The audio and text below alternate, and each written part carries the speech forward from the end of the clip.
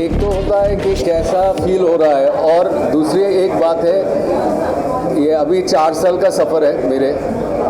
अभी तक I don't believe कि हमने काम किया है श्याम जी के साथ। तो ये एक जर्नी है जो I guess till end of my life I cherish. ये जो मोमेंट है, ये जो जर्नी था श्याम बेनेगल जी के साथ, पूरे जो इंडियन टीम है, वो ये एक बहुत ही यादगार हिस्सा है मेरी ज़िंदगी का। तो सर, जैसे कि 27 अक्टूबर को मूवी रिलीज होगी, आप कितना एक्साइटेड है सिर्फ बांग्लादेश के ही लोग, इंडिया वाले लोग भी मूवी को देखें? देखिए, ये जो हिस्ट्री है, ये जो फिल्म का जो स्टोरी है, ये this is not only about Bangladesh.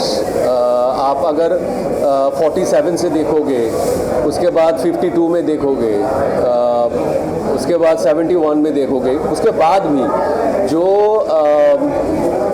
Relation जो है हमारे साथ इंडिया का, वो बहुत ही पुराना है। ये जो रिलेशन है, तो ये बस बांग्लादेश का स्टोरी नहीं है।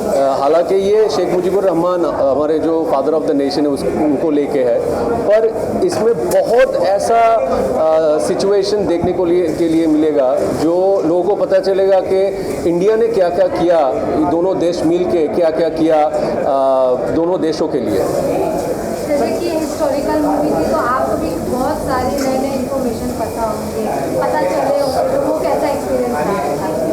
मुझे सच बताओ, मुझे बहुत कुछ पता नहीं था before I sign this film. उसके बाद तो मतलब इतना रिसर्च और आर्काइव में जितना फुटेज है, सब मिला के अभी एक विकिपीडिया बोल सकते हो रिगार्डिंग मतलब ये 1920 से लेके 1975 ये फिल्म का जो स्टोरी लाइन है वो पूरा। सर, क्या ये शूटिंग इंडिया और बांग्लादेश दोनों में हुआ शूटिंग? हाँ जी, यहाँ पे मुंबई फिल्म सिटी में हुआ है ऑलमोस्ट 70-75%, और बाकी जो है वो बांग्लादेश में हुआ है। जैसे कि आपका कैरेक्टर इधर और उधर काफ़ी डिफरेंस दिखाई दे रहा है आपके कैरेक्टर में, तो वो कैसा रहा? आपको क्या? पहले तो आपको ये मानना पड़ेगा कि मैं शेख मुजीबुर रहमान हूँ नहीं, वो एक किरदार था जो मैं कोशिश किया जितना हो सका। 3 साल लगा, मतलब एक फिल्म में 3 साल लगा दिया ख़त्म करने में, to complete the shoot and all. तो अभी ये जब ऑडियंस जब देखेंगे तब उनको पता चलेगा कि कितना कर पाया या नहीं कर पाया। प्राइम मिनिस्टर बांग्लादेश का क्या रिएक्शन था ये फिल्म के बाद? और ऑनरेबल प्राइम मिनिस्टर एंड उनका जो सिस्टर है ऑनरेबल शेख रेहाना, दोनों ही फिल्में देखा है और उनको बहुत पसंद। As in for them it's a trauma, you can understand कि एक रात में अगर आपके फैमिली मेम्बर्स साथ सबको पॉइंट ब्लैंक शूट करते हैं लोग, तो ये ट्रॉमा है उनके लिए। पर उन्होंने फिल्म देखा है और बहुत ही पसंद किया है। उन्होंने खुद मुझे बोला है, उन्होंने बस ये कहा है कि कैसे किया तुमने, that's the only line she said, कैसे किया तुमने with your age and your maturity and all, एक किरदार जो 1920 से 1975 तक कैसे किया। तो ये बहुत ही एक बड़ी कम्प्लीमेंट है मेरे लिए। मैं तो बस यही कहूँगा कि ये this film is not only about Bangladesh, this also about India, as it's a joint venture production. तो मैं सारे जो इंडियन लोग हैं, इंडियन ऑडियंस है, सबको विनती करूँगा कि आप 27 से रिलीज़ हो रहा है Mujib the making of a nation, आप जाओ देखो। आपको एक टाइम ट्रैवल होगा, एक पूरा ऐसा नहीं है कि ये बोरिंग एक बायोपिक है।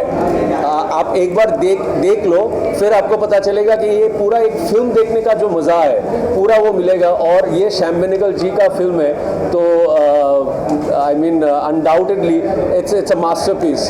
सो आप जाओ और देखो 27 से. Thank you. क्वेश्चन है कि श्याम बेनेगल जी के बारे में जो आपको डायरेक्शन में काम करने का मौका मिला जी. और आपके जो कास्टिंग हुआ उसके बारे में क्या प्राउड फील करते हैं, कैसे देना चाहेंगे सर? नहीं, एक तो है प्राउड और एक है एक्साइटेड और एक है अभी तक मुझे मेरा खुद विश्वास नहीं हो रहा है कि मैंने श्याम जी के साथ काम किया है. And I think it will take so many years to believe कि मैं सच में श्याम जी के साथ काम किया है.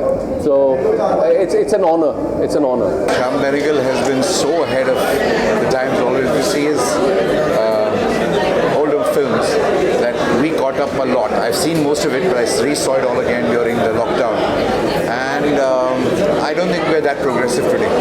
I hope we were. I wish we were. तो आई फील ब्लेस्ड कि मेरे को श्याम बाबू के साथ काम करने का मौका मिला, क्योंकि कुछ लोग ऐसे होते हैं आपकी हमेशा ये रहती ड्रीम रहता है कि मैं इनके साथ काम करूं, मैं सीखूं, कुछ आगे अपने आप को लेके जाऊं.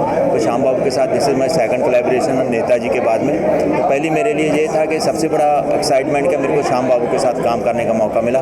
और दूसरा जब इस फिल्म के बारे में मालूम पड़ा तो ये कोई फार ऑफ फिल्म नहीं थी मेरे लिए. एक होता है ना इमेजिनरी कि ये हुआ था नहीं. जब 71 में बांग्लादेश बना तो I just entered the college. मैं 11th स्टैंडर्ड में था. तो 75 में जब ये असैसिनेशन हुई तो मैं ग्रेजुएशन कर रहा था. तो I could relate to the incidents कि ये चीज़ें हुई थी. को तभी रेडियो पे सुनते थे, पेपर में गांव में पढ़ते थे, सब चीज़ें. तो मेरे को उन चीज़ों का ये और ये चीज़ें डॉक्यूमेंटेड हैं. तो आप एक्शन में लिबर्टी नहीं ले सकते कि आप कुछ भी फैंटेसी के साथ कुछ कर दें, वो नहीं कर सकते थे. फिर एंड का जो था उनकी फैमिली की assassination, it was very disturbing. क्योंकि जब भी कुछ एक्शंस होते तो जो लिव विद द कैरेक्टर्स आप उनके पॉइंट ऑफ व्यू से सोचते हैं, तो उनके पॉइंट ऑफ व्यू से सोचना कि जब भी उनको गोलियां लग रही, परिवार मर रहा है, तो उनके दिल पे क्या बीत रही होगी. तो इट वॉज बिट डिस्टर्बिंग. ये तो हो गई श्याम सर की.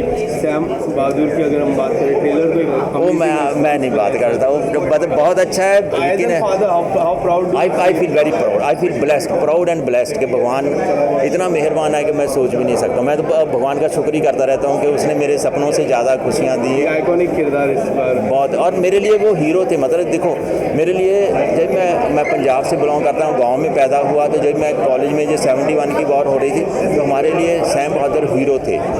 करेक्ट है. तो आज मेरा बेटा अगर उसका रोल प्ले कर रहा है तो मेरे लिए बहुत बड़ी बात है. फिर उधम सिंह मेरे लिए हमेशा हीरो रहे हैं. तो उधम सिंह उसको प्ले करने को मिला. तो आई think it is a blessing. What was your reaction? सबसे पहला रिएक्शन क्या था जब आपने ट्रेलर पूरी तरह देखा?